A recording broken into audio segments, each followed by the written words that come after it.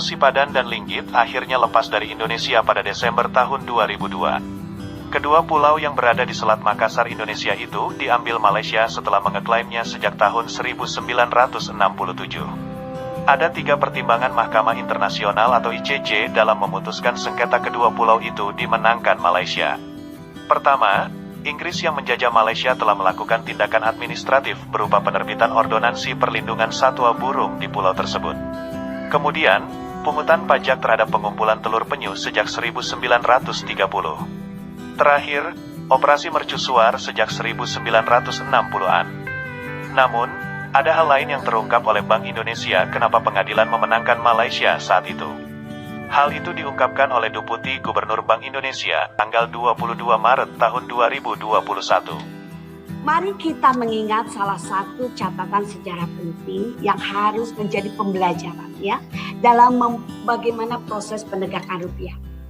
Bapak Ibu pasti masih ingat ya, lepasnya Pulau Sipadan dan Ligitan lepas dari NKRI. Nah, kemudian salah satu yang menjadi pertimbangan dunia internasional atau lepasnya kedua pulau tersebut adalah minimnya transaksi dan aktivitas ekonomi di pulau tersebut dengan menggunakan rupiah. Jadi sedikit sekali yang menggunakan rupiah. Nah, kami mengharapkan masyarakat semua ini akan memakai rupiah sebagai simbol dan identitas bangsa.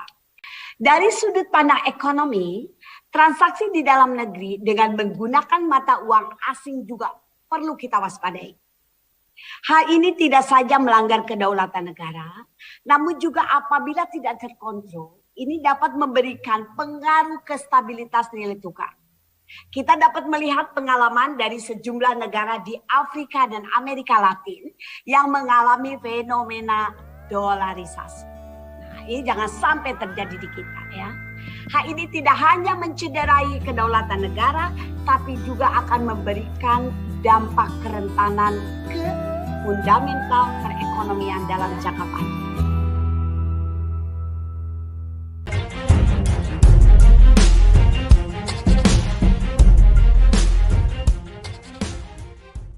Kemelut Ambalat, Jokowi perintahkan tindak tegas Malaysia.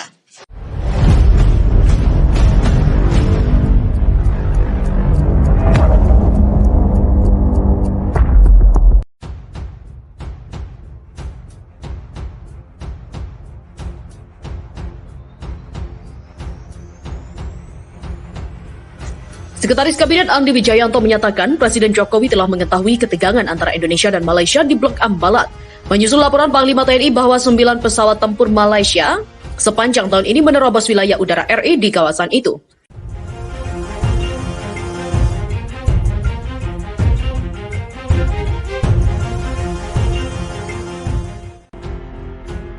Sudah ada yang disampaikan Presiden ke Menteri Luar Negeri, kedaulatan dijaga, jangan dikompromikan. Kata Andi di Istana Kepresidenan, Panglima TNI sebelumnya telah mengirimkan surat resmi ke Kementerian Luar Negeri dan Kementerian Koordinator Politik Hukum dan Keamanan meminta pemerintah RI untuk segera mengirimkan nota protes kepada Malaysia. TNI khawatir perilaku jet-jet tempur Malaysia yang kerap nyelonong masuk Ambalat berujung pada lepasnya blok laut kaya minyak itu dari tangan Indonesia.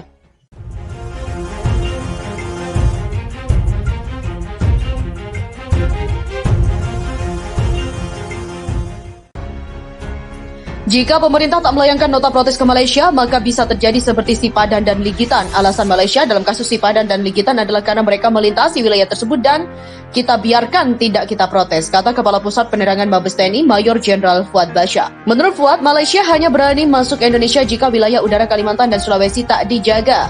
Ambalat yang terletak dekat perbatasan Kalimantan Timur dengan Sabah, Malaysia merupakan blok laut kaya minyak seluas 15.235 km persegi yang terletak di Selat Makassar atau Laut Sulawesi.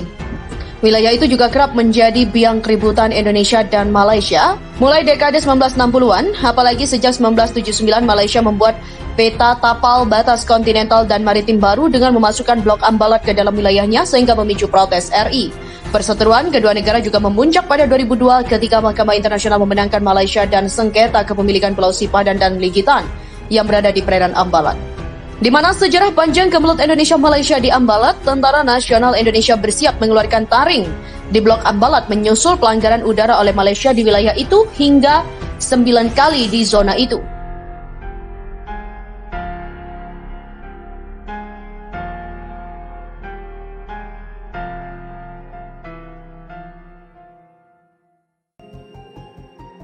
Dalam UNCLOS 1982 disebutkan diantaranya setiap negara pantai memiliki batas perairan tertentu yang disebut Zona Ekonomi Eksklusif atau ZEE, di mana di perairan ini negara mempunyai hak eksklusif untuk mengelola kekayaan ekonomisnya.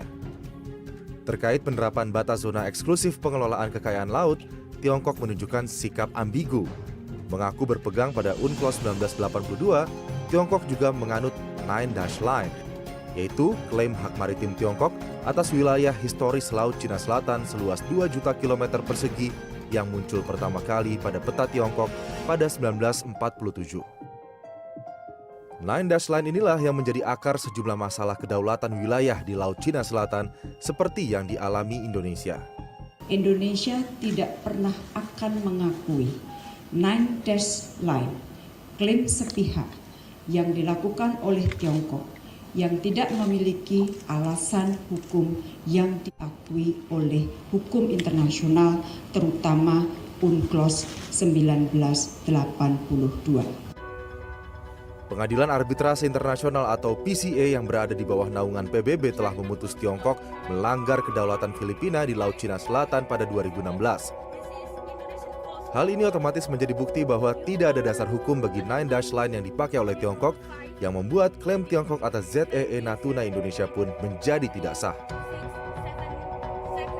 Cina itu dulu pernah punya dengan Malaysia, Filipina, Brunei, Vietnam, Taiwan di Laut Cina Selatan itu sudah diatur oleh